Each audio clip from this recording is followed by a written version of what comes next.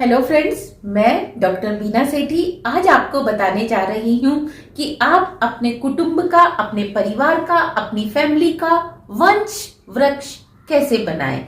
क्योंकि बहुत सारे लोग हैं जो कि वंश वृक्ष बनाना चाहते हैं, लेकिन उन्हें ये नहीं पता कि वंश वृक्ष कैसे बनाया जाता है। इसको बनाने के आप दो मेथड ले सकते हैं। तो पहले हम पहला मेथड कि जो कि ऊपर से स्टार्ट होगा और दूसरा मेथड जो कि आपसे खुद से स्टार्ट होगा। तो पहले मैं वो मेथड आपके साथ डिस्कस करने वाली हूँ जो ऊपर से स्टार्ट होता है। तो इसके लिए आपने क्या करना है कि जैसे ये आपका नाम है राम, है ना, ये आप खुद हैं, तो आपको आपके पापा का नाम पता है, वो आप यहाँ लिखिए। फिर आपको आपके दादाजी का नाम पता है, तो वो आप यहाँ लिखिए। क्योंकि बहुत सारे केसेस में आपको केवल दादाजी का नाम पता होता है, ग्रैंडफादर का, आपको ग्रेट ग्रैंडफादर का नाम पता नहीं होता। तो अगर आपको नहीं पता तो कोई बात नहीं, और अगर पता है तो आप उनका नाम और ऊपर लिख लीजिए। तो ये आपके हो गए ग्रेट ग्रैंडफादर, ये हो गए आपके ग्रैंडफादर, ये आपके फादर, और ये आप खुद योरसेल्फ। ओके, अब हम स्टार्ट करेंगे ऊपर से, ग्रेट ग्रैंडफादर से या ग्रैंडफादर से। तो देखिए, अब मैं आपको बताती हूँ क्या करते हैं हम इसमें सबसे पहले जो आपके ग्रेट ग्रैंडफादर हैं, यानी कि जो आपके परदादा हैं, उनका नाम लिखते हैं, और साथ में किसका नाम लिखते हैं? उनकी जो वाइफ है, यानी कि जो आपकी ग्रेट ग्रैंड दादी जी हैं, आप उनका नाम लिखेंगे। ओके, फिर आप इनके अगर भाइयों का नाम जानते हैं, अगर आपको पता है कि आपके परदादा जी के भाई का नाम क्या था, तो आप उनका नाम, दूसरे भाई का नाम, या उनकी कोई बहन है तो आप उसका नाम भी लिख सकते हैं।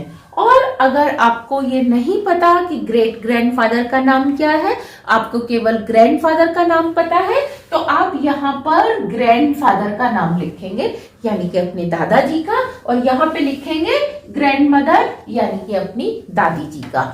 और आपके जो दादाजी के भाई हैं, है ना, उनका नाम, एक भाई, दूसरे भाई, छोटे भाई हैं तो आप आगे लिख दीजिए, बड़े भाई हैं सारे तो आप सारे नाम पीछे लिख दीजिए, और साथ में उनके जो वाइफ है उनका नाम, और आपके दादाजी की अगर बहन है तो यहाँ पे केवल बहन का नाम आप अकेले भी लिख सकते हैं, और उनके साथ उनके हस्बैंड का नाम भी लिख सकते हैं।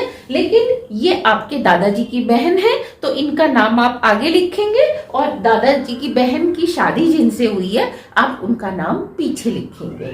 अब क्योंकि आप अपने परिवार का वंश वृक्ष बना रहे हैं, तो आपको इनके बच्चों के नाम अगर पता है तो आप छोटे में लिख सकते हैं, इनके बच्चों के नाम भी आप लिख सकते हैं, इनके बच्चों के नाम भी आप लिख सकते हैं, वो 2 हैं या 3 हैं। लेकिन इन नामों को लिखना बहुत जरूरी है, क्योंकि ये आप अपने परिवार का वंश वृक्ष यानी कि फैमिली ट्री बनाने जा रहे हैं।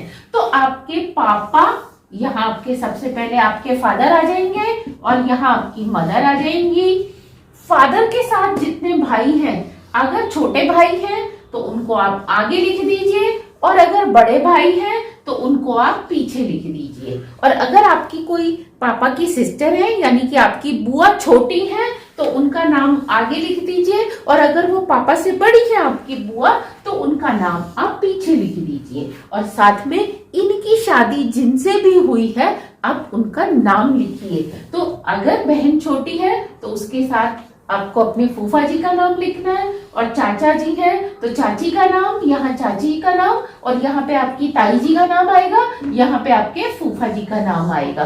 तो मैं जेंट्स के लिए स्क्वायर बना रही हूँ और लेडीज के लिए मैं सर्कल बना रही हूँ। लेकिन आप इससे आगे जो इनके बच्चे हैं, बुआ जी के बच्चों का नाम यहाँ पे भी छोड़ सकते हैं, आप यहाँ पे भी छोड़ सकते हैं। आपको केवल, क्योंकि वो आपके परिवार की बेटी है, तो केवल उन्हीं का नाम लिखना है। आगे वो किस फैमिली में गई, उनके कितने बच्चे हुए, ये मेंशन करने की जरूरत नहीं है।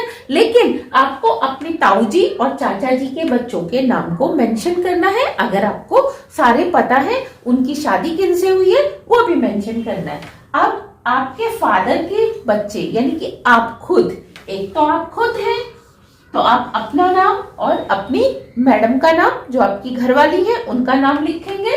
साथ में आप देखेंगे कि आपका कोई छोटा भाई है या कोई छोटी बहन है, तो आप छोटे भाई बहन का नाम लिखेंगे। और आपका कोई बड़ा भाई है, तो यहाँ आपका बड़ा भाई, उसकी घरवाली यानी कि आपकी भाभी, और अगर बहन है तो बहन का नाम लिखेंगे।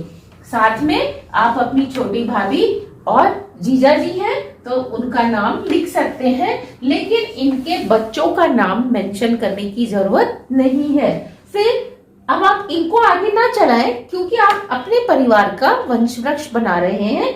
तो आप यहाँ पे, क्योंकि आप खुद हैं, तो आपके अपने, योरसेल्फ है ना, तो अब आपके अपने बच्चे कितने हैं? आपके एक बच्चे हैं, आपके दो बच्चे हैं, क्योंकि आजकल तो सबके 2-3 मैक्सिमम ही होते हैं। तो आप अपने दोनों तीनों बच्चों का नाम लिखें। और अगर आपकी उम्र ज्यादा है, तो उनके भी कितने बच्चे हैं, यानी कि इनके आगे कितने बच्चे हैं, इनके आगे कितने बच्चे हैं। तो यहाँ आप अपने, क्योंकि आप अपनी फैमिली का वंश वृक्ष बना रहे हैं, तो आपके 2 बच्चे हैं, तो दोनों बच्चों का नाम लिखेंगे। और 3 बच्चे हैं, तो तीनों बच्चों का नाम लिखेंगे। और उनकी जो स्पाउस है, यानी कि उनकी शादी जिनसे हुई है, आपने उनका नाम लिखना नहीं भूलना है। तो यहाँ आप अपने बच्चों का नाम लिखेंगे।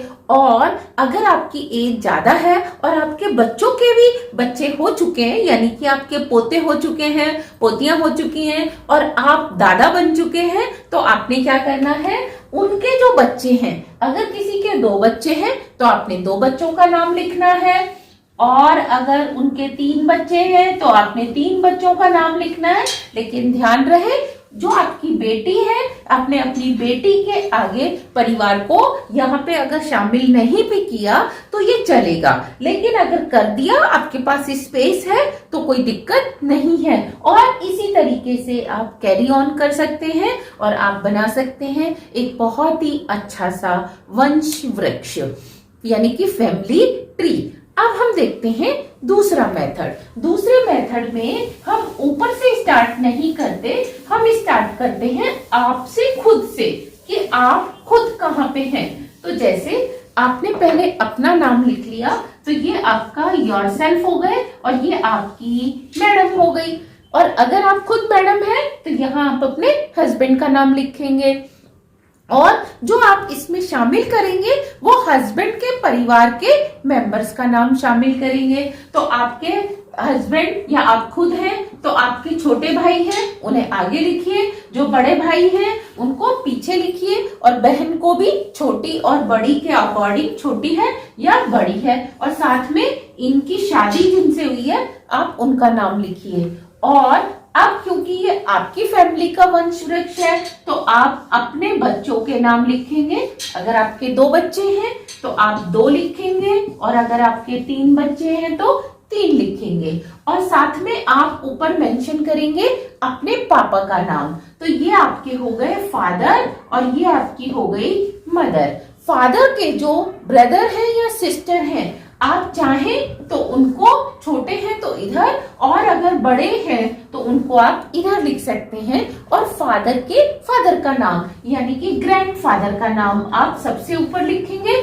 और उनके भी छोटे भाई हैं तो आगे लिखेंगे, और बड़े भाई हैं तो उनको पीछे लिखेंगे। और साथ में अगर आपको उनके नाम पता है, उनके स्पाउस के नाम, तो आप वो जरूर लिखेंगे। उनकी कोई सिस्टर है तो आप उसको लिखेंगे, लेकिन सिस्टर के आगे बच्चों का नाम लिखना जरूरी नहीं है। और यहाँ पे भी फादर के जो ब्रदर हैं, उनके आपको पता है बच्चों के नाम, तो आप यहाँ पे छोटा सा मेंशन कर सकते हैं कि उनके 2 या 3 जितने भी बच्चे हैं, और नहीं करना चाहे तो कोई बात नहीं, लेकिन आप अपने परिवार के बच्चों के नाम जरूर लिखेंगे। और अगर आपकी एज ज्यादा है तो और आपके बच्चे भी आगे बच्चे हो चुके हैं, उनकी शादी हो चुकी है, तो आप उनके नाम भी जरूर लिखेंगे। तो ये थे 2 मेथड फैमिली ट्री बनाने के, वंश वृक्ष बनाने के। तो आप प्लीज इस तरीके से अपना वंश वृक्ष बनाइए, अपने घर में रखिए, अपनी कुटुंब को एक साथ जोड़कर रखिए, जो कि बहुत ही जरूरी है। इससे आपके बच्चों को भी कुटुंब में साथ रहने की प्रेरणा मिलेगी और उनका भी एक ज्ञानवर्धन होगा कि कैसे कुटुंब वृक्ष बनाया जाता है। Thank you very much. और अगर आपको ये अच्छा लगा तो अपने सभी परिवारजनों के साथ और अपने फ्रेंड्स के साथ इसको शेयर करना ना भूलें। Thank you.